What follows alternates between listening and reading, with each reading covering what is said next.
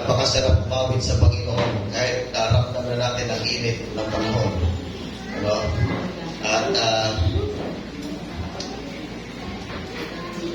sa likuran po ba, okay lang po ba kayo dyan? Naabot ba kayo ng lamig ng aircon?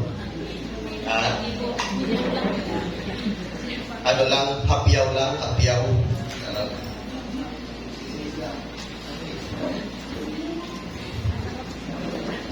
Ngayong umaga po ay ating ipapatuloy yung series of sermon para po sa ating integration ng ating pong kung saan ang ating pong tinatalakay ngayon ay nasa wider.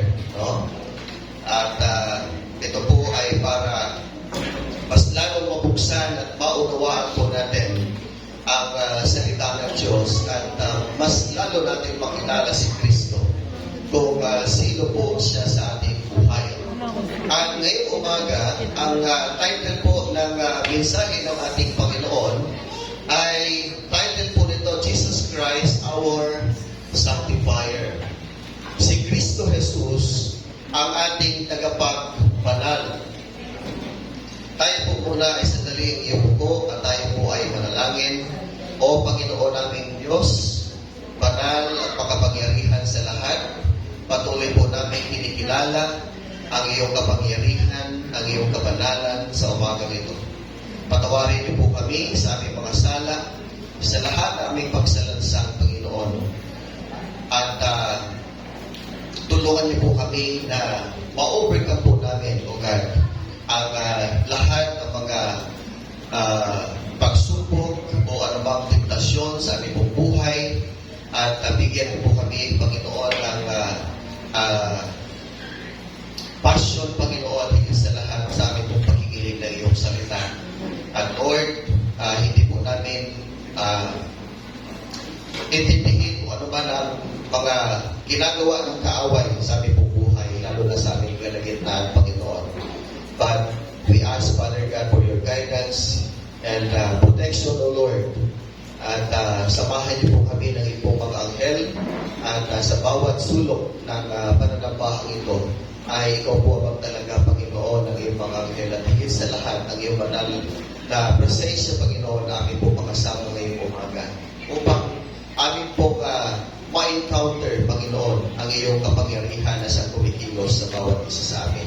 Ihanda niyo po ang aming mga puso, ang aming mga pandinig, Panginoon, at upang sa gayon, Lord, ay maunawaan po namin ang iyong mga salita, O God, na ipabahagi po ngayong umaga. Lord, speak to us. Kami po handa makinig, Panginoon. At gawin mo tuntungan ang iyong abang lingkod upang ikaw ang siyang maparangalan at maitaas, Panginoon, ngayong umaga. Sa ngalan ni Jesus, ito po aming dalangin. Amen and amen. Jesus Christ is our sanctifier. Si Jesus ay hindi lamang po namatay para sa kaalaman po ng lahat, para lamang tayo ay maligtas mula sa kaparusahan ng kasalanan. Ngunit siya rin po ay nabuhay para sa atin upang masundan natin ang buhay na kanyang ginagawa o isinasabuhay sa pamagitan ng kapangyarihan ng banal na Espiritu. Sabi nga po sa 1 Pedro chapter 1 verse 15 and 16, ngunit kung paano ang tumawag sa inyo ay banal, maging banal kayo sa lahat ng inyong ginagawa sapagkat nasusulat, magpakabanal kayo sapagkat ako ay banal. Kapag tinanggap po natin si Kristo bilang ating Panginoon at personal na tagapagligtas, tayo po ay nagiging mga anak ng Diyos. At tayo ay ginagawang banal. Ibinubukod niya tayo para sa mga layunin niya para sa atin. At ang tinatawag po nitong isang proseso na kung saan na sinasabing set apart, na tinatawag din pong sanctification, ay nangangahulugan lamang na paghiwalay o paghihiwalay para sa mga banal na layunin ng Diyos sa ating buhay. At dahil tinanggap mo na si Kristo bilang iyong Panginoon at tagapagligtas, ligtas ka na ngayon at kasabay nito ay inaasahan po ng Diyos na mamuhay ka sa isang buhay o buhay na inilalarawan sa pamamagitan ng pagsunod sa banal na salita ng ating Panginoon. Mari lamang tayo mamuhay ng isang banal na buhay kay Kristo kung hahayaan po natin ang banal na Espiritu na siyang kikilos po sa ating buhay. Sabi po ng mga taga-Korinto, sa unang Korinto chapter 6 verse 10 and 11, dito po sinasabi, hindi magmamana ng kaharian ng Diyos ang mga magnanakaw o mga sakim o mga lasenggo o mga maninirang puri o mga manluloko. At ganyan ang ilan sa inyo. Ngunit, sabi po ng salita ng Diyos, ngunit nahugasan na kayo, pinabanal na kayo, pinawalang sala na kayo sa pangalan ng Panginoong Hesukristo at sa pamamagitan ng banal na Espiritu ng Diyos. Si Jesus ang ating tagapagbanal. Amen? Siya yung nagpapabanal sa atin. Ibig sabihin siya ang naglilinis sa atin para tayo po ay mamuhay ng matuwid sa harap ng ating Panginoon. At sabi po dito sa yung binasa natin kanina, unang Korinto, chapter 1, verse 2, sa Iglesia ng Diyos sa Korinto, sa mga pinabanal kay Kristo Jesus, at tinawag upang maging kanyang banal na bayan, kasama ng lahat ng mga tao, sa lahat ng dako, tumawag sa pangalan ng ating Panginoong Hesukristo, ang kanilang Panginoon sa atin. Meron pong dalawang pangunahing puntos na dapat po natin tandaan tungkol po sa tagapagbanal na walang iba kundi ang ating Panginoon na si Kristo. Una, dahil tayo ay mga anak na ng Diyos sa pamamagitan po ni Kristo, tinawag tayong iwanan ang buhay ng kasalanan. Hello? Hi! Tinawag po tayo ng Diyos na iwanan na ang buhay ng kasalanan. Okay? Ang pagpapakabanal ay isa pong proseso ng paghihiwalay sa kasalanan. No? Tandaan po natin, ang pagpapabanal ay isang proseso. No? Hindi pa po ito finished product. Yung pagiging banal, hindi pa po ito finished product. It is a process. Okay? Kaya nga hindi pa tayo perfecto. No? Kasi tayo po ay nasa proseso pa, no, ng pagpapabanal ng Diyos sa atin, sa ating mga buhay. Now, bagamat hindi po tayo inalis sa panahong ito mula sa presensya ng kasalanan, tayo na mga anak ng Diyos ay naligtas kay Kristo mula sa kaparusahan ng kasalanan. No? Naunawa po natin? At naligtas mula sa kapangyarihan ng kasalanan. So una, tayo po ay naligtas mula sa kaparusahan ng kasalanan at naligtas tayo mula sa kapangyarihan ng kasalanan. At ang banal na Espiritu ang siyang nagbibigay ng kapangyarihan sa atin upang mamuhay na banal at yung inaasahan ng Diyos sa ating buhay. Meron pong dalawang mahalagang kaisipan dapat po natin tandaan sa pundong ito. Una, may kapangyarihan tayong manaig ang kasalanan. Hello? Mayroon po tayong kapangyarihan na manaig ang kasalanan. Sa madaling salita, maaari tayong tumanggi sa tukso at iwasan ang ating sarili o iiwas ang ating sarili mula sa paggawa ng makasalanang gawain. Mayroon tayong kapangyarihan para tumanggi sa ino-offer ng kaaway. Ikalawang Korinto chapter 2, chapter 10, verse 13. Ang mga temptasyon sa iyong buhay ay hindi naiiba sa nararanasan ng iba. At ang Diyos ay tapat, hindi niya hahayaan na ang tukso ay higit pa sa iyong makayanan. Kapag natukso ka, bibigyan ka niya ng paraan para makaalis na Napakabuti ni Lord, amen? Dahil kahit tayo po ay tinutukso na, pero binibigyan po tayo ng Diyos, no?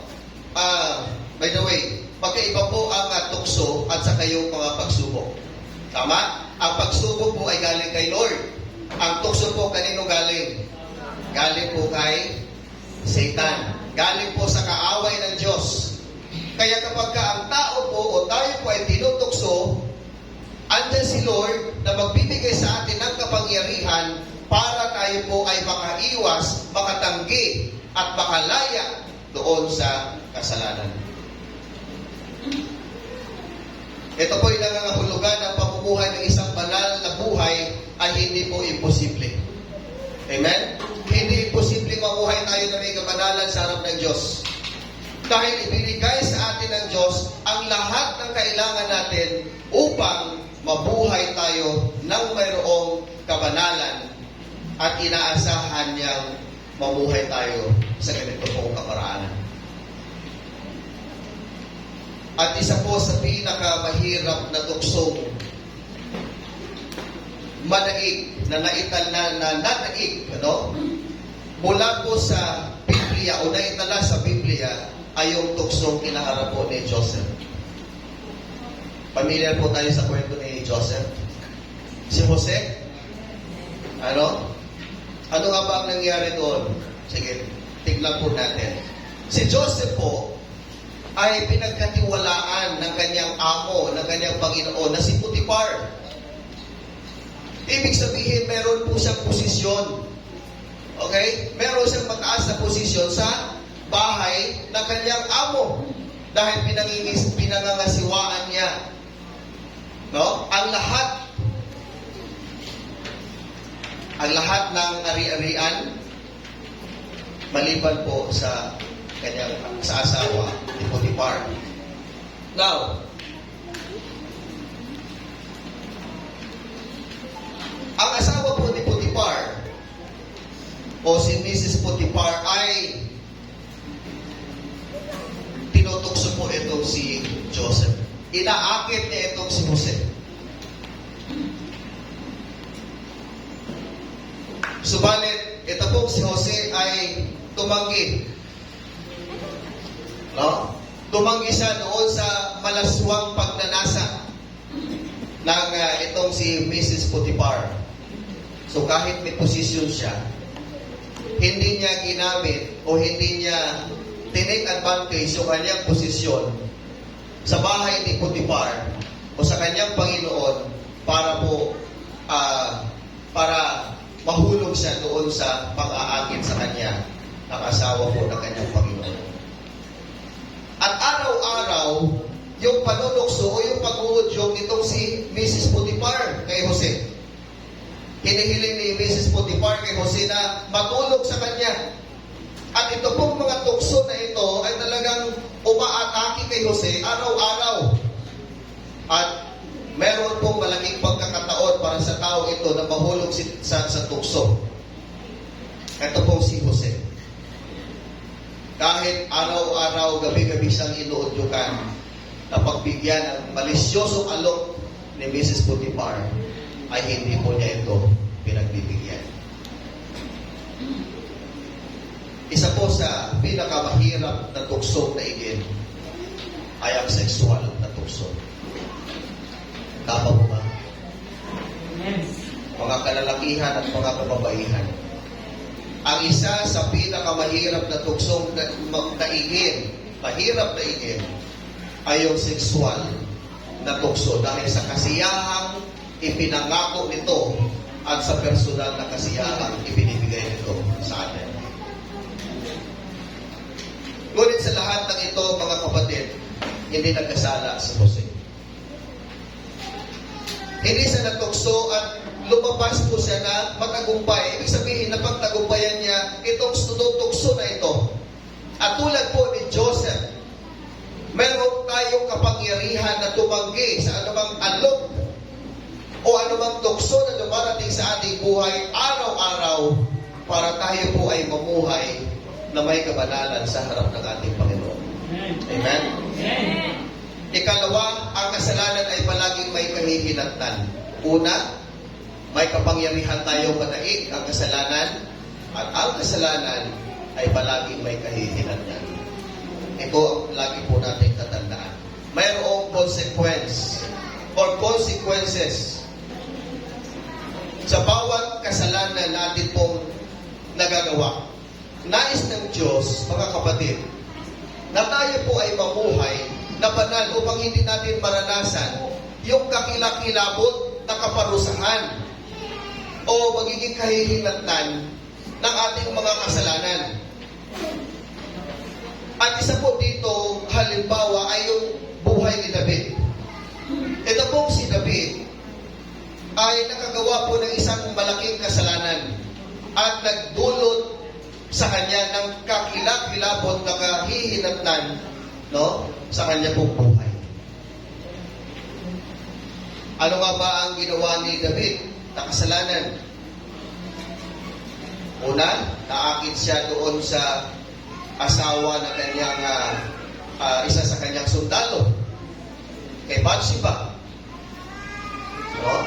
Habang siya ay nagpapahinga sa kanyang palasyo, doon sa tuktok, nakita niya yung asawa ni nung kanyang isa sa kanyang sundalo, si Bathsheba, no, nandoon po, naliligo.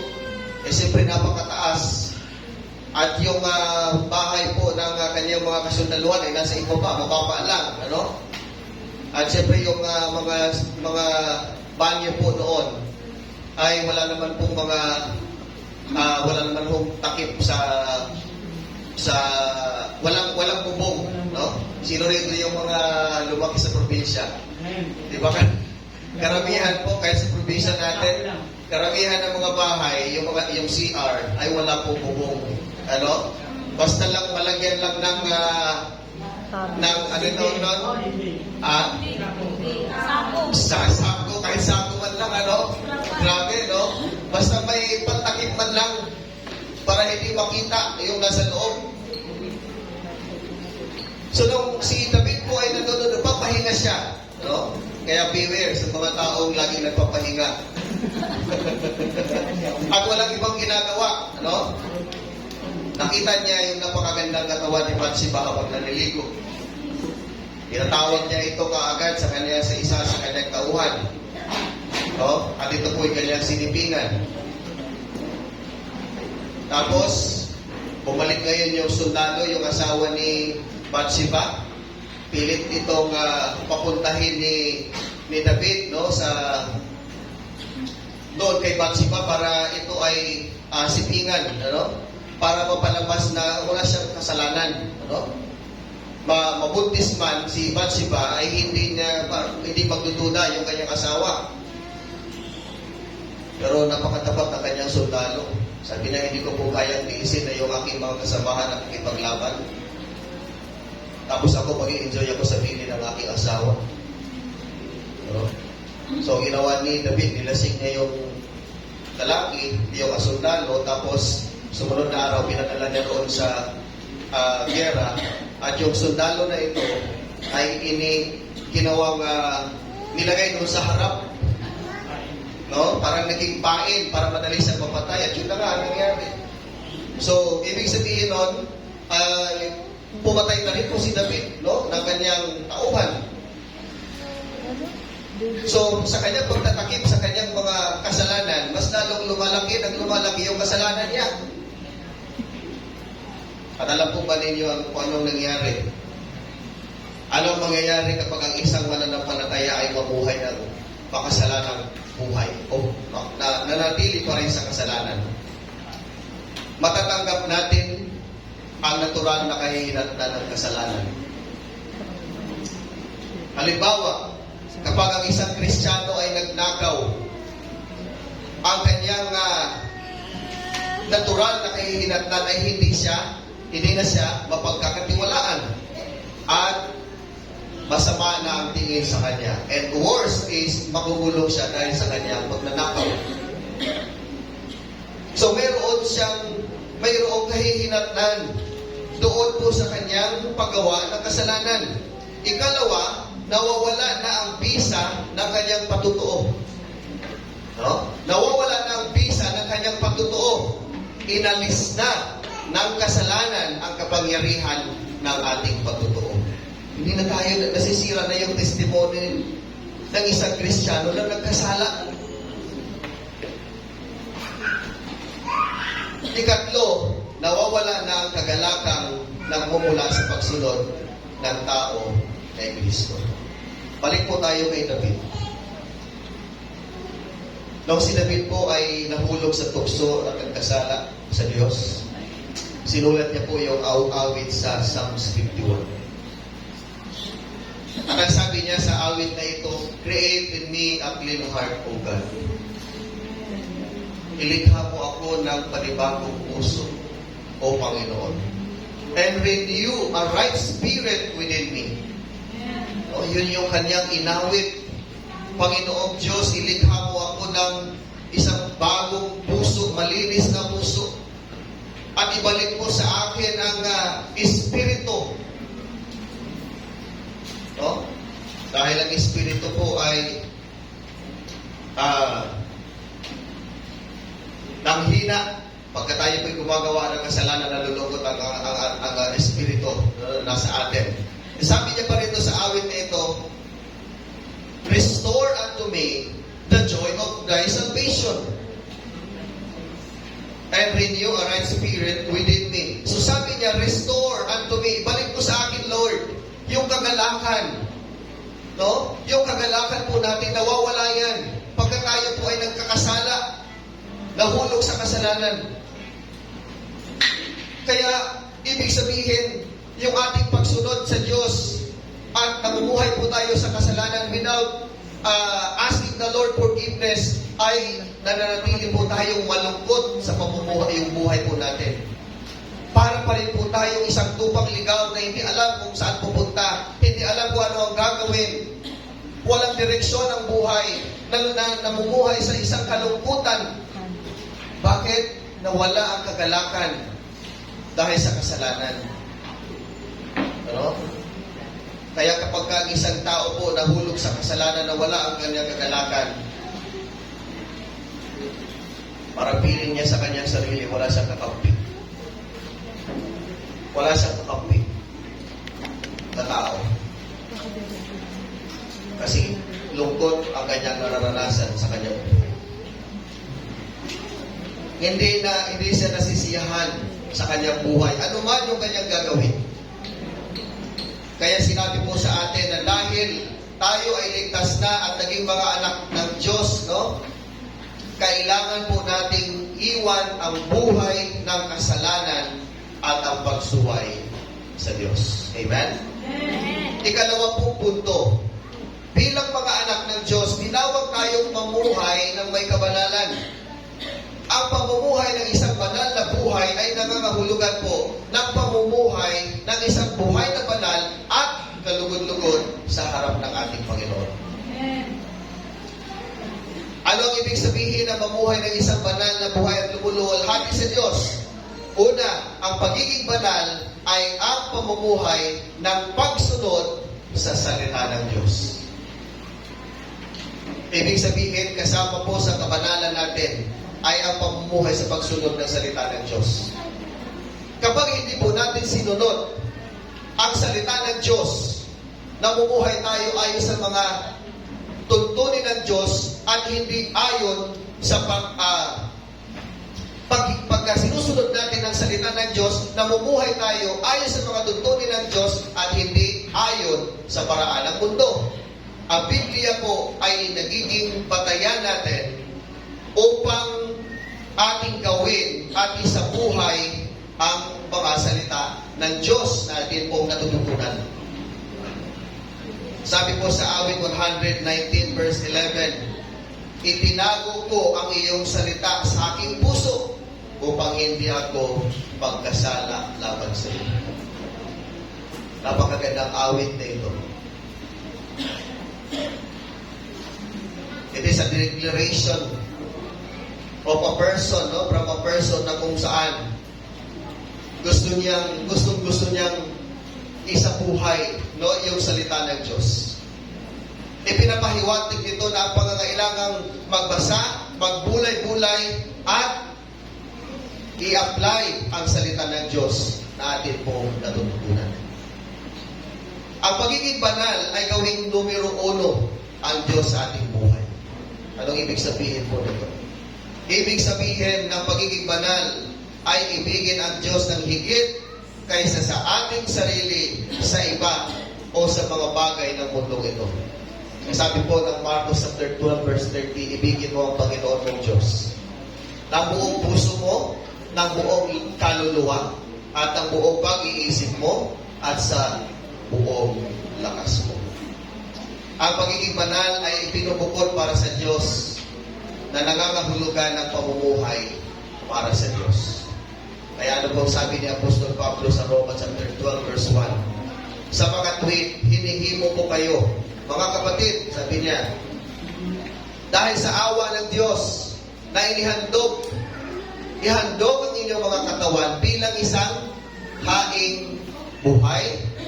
No? Sabay-sabay nga natin basahin. Okay, Romans chapter 12 verse 1, sa mga tuwid, hinihimo ko kayo, mga kapatid, dahil sa awa ng Diyos na inihandog ang inyong mga katawan bilang isang haing buhay, banal at kalugod-lugod sa Diyos. Ito ang inyong tunay at wastong pagsamba. Praise the Lord. Palakpakan natin ang Panginoon. Ito pala ang tunay at wastong pagsamba natin sa Diyos. Yung magiging malinis ang ating buhay, ang ating pamumuhay, ang ating sarili sa harap ng Diyos. Yung maging kalugod-lugod tayo sa harap ng Diyos. Yun pala hinahanap ng Panginoon sa atin.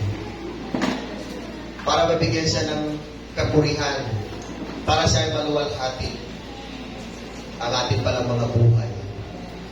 Ito po ang wasto o ang tunay at wasto pagsamba sa ating Panginoon. So dito po ay ginagawa nating numero 1 ang Diyos sa ating buhay kapag ay sinusuko natin ang lahat sa Kanya. Ikatlo, ang pagiging banal ay ang paglilingkod sa Diyos ng kusa at may kagalakan. Excuse me. Bakit nagano ako, hindi pa naman ako kumain? Baka busog na ako sa salita ng Diyos. Amen! Praise the Lord. Pero, nag-burp na ako, hindi naman ako kumain ng breakfast, ano? So, ang pagiging banal ay ang paglilingkod sa Diyos ng kusa at may kagalakan.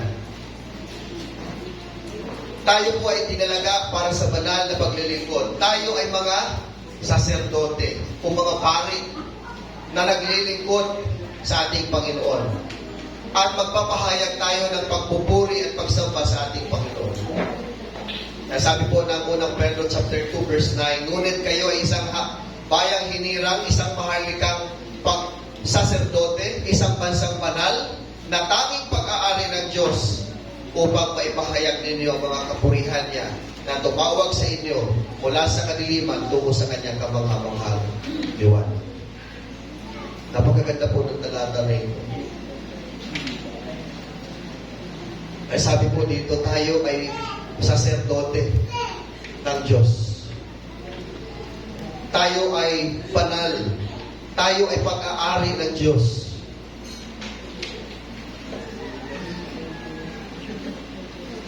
Kaya sabi dito, ipahayag natin yung mga kapurihan at pagsamba sa tumawag sa atin. Tayong lahat ay kasangkapan at tayo po ay inaasahan na maglingkod sa Diyos. Hello? Hi! Inaasahan po tayo ng Diyos na tayo po ay maglilingkod sa Kanya.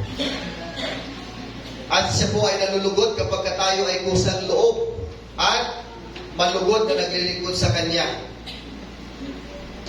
Ngayon po na alam natin ang pamumuhay ng isang banal na buhay ay pag-iwan sa likod ng buhay ng kasalanan na dati nating ginagawa o sa ganitong paraan tayo namumuhay. Ngayon po, tayo ay mabubuhay na para sa Diyos sa pag-ibig, sa pagsunod, at sa paglilingkod. Amen? Dito po tayo magtatapos, mga kapatid. Meron pong isang kwento. Mayroong isang lalaki na ibibenta niya yung kanyang bahay.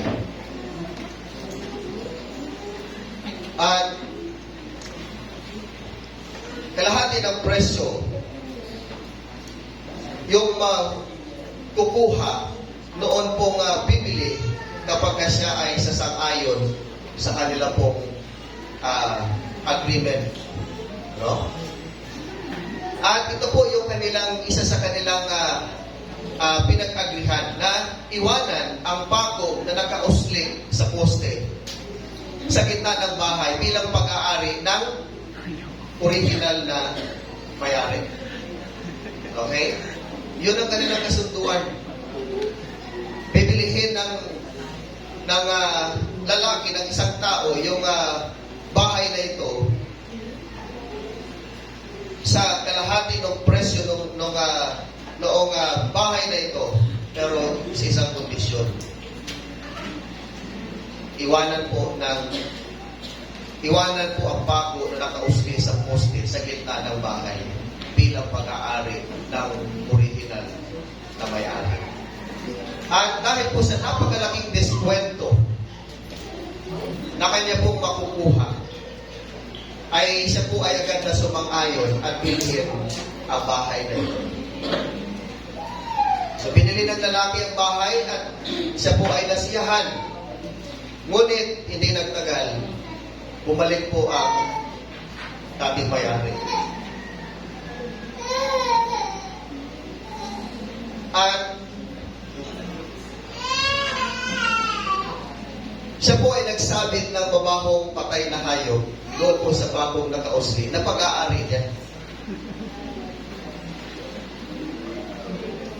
So ngayon po itong amoy o yung baho ay talagang pumalat po sa loob ng bahay. At sa huli, ang bagong may-ari po ng bahay ay nalungkot dahil po sa pangyayari. Malungkot siya dahil sa isang pako na kusang loob niyang ibinigay at isinungko yung control doon sa natin may-ari.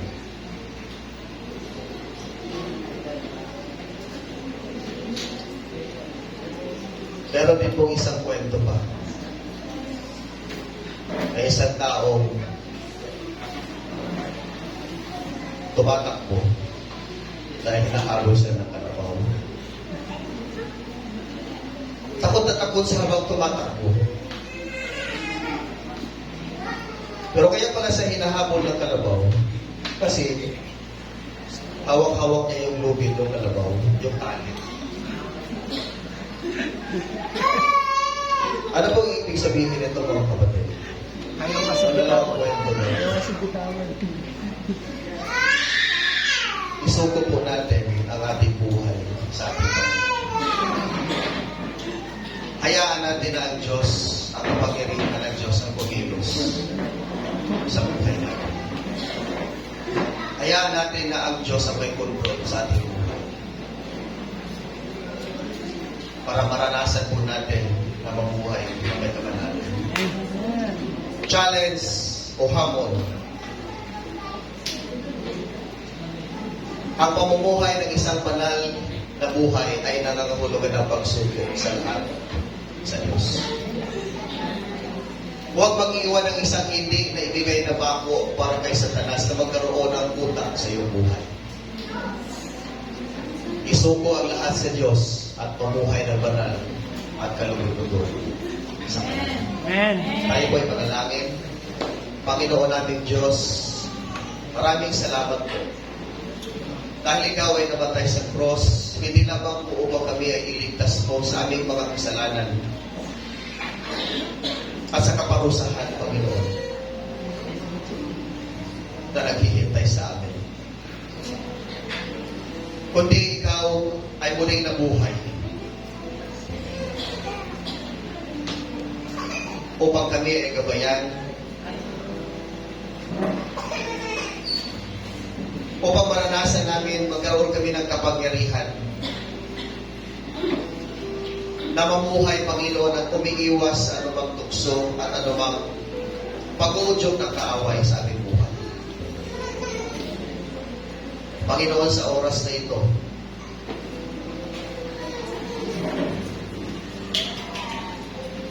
kung meron po kayong makita sa bawat isa sa amin, sa loob po ng sanctuaryo na ito, na hindi pa rin isinusuko ang kanilang buhay, mangusap po kayo sa kanila. Patuloy niyo pong ipaunawa sa kanila, Panginoon, ang magandang maidudulot ng isang buhay na may pagsunod sa iyo. Kaysa piliin ang mamuhay na sumusunod sa anumang layaw, pag-uudyok ng kaaway, at pagsunod sa kasalanan. Sa oras na ito, hipuin niyo po ang aming mga puso, Panginoon. At tulungan niyo po ang bawat isa sa amin na magkaroon ng puwang sa puso namin, Lord, at papasukin ka. Ikaw ang maghahari, O God. Upang sa gayon, Panginoon, paglabas namin ng sanctuaryo na ito, malaya na po kami mula sa kasalanan. Malinis kaming mamumuhay, Panginoon, ayon sa kaparaanan mo. Kaya, Lord, huwag niyo pong pahintulutan na anumang kasalanan ay mananatili pa sa aming puso. Alisin mo po ito, Panginoon. Tulungan mo po ang bawat isa sa amin na buong puso na lumalapit at nagpapakumbaba sa iyong harapan.